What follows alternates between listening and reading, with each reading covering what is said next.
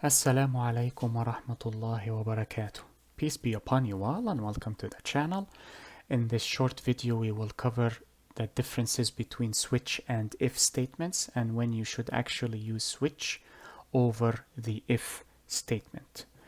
This lecture is a bit delayed. I should have mentioned this when we discussed the if statements and switch statements separately, but I thought I finished this lecture. Unfortunately, I forgot to record it, so I am remedying my mistake. Making a mistake is insignificant. How remedying the mistake and how that mistake is remedied is what is important and essential.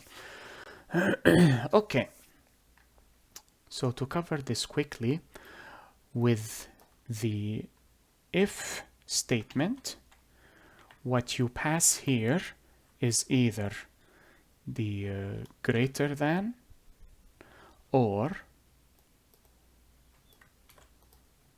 the less than comparison or the equal to comparison for the if statement.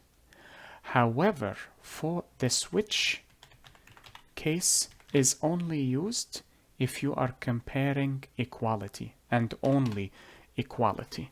So if you wish to compare a variable to a group of cases, so if you say this variable is equal to this case or this variable is equal to the second case and so on and so forth, that is when you use the switch.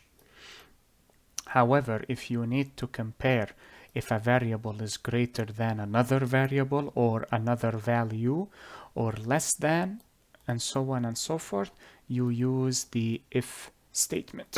You can use the if statement for equality, of course, but normally it is preferred if you use the switch for a long list of cases.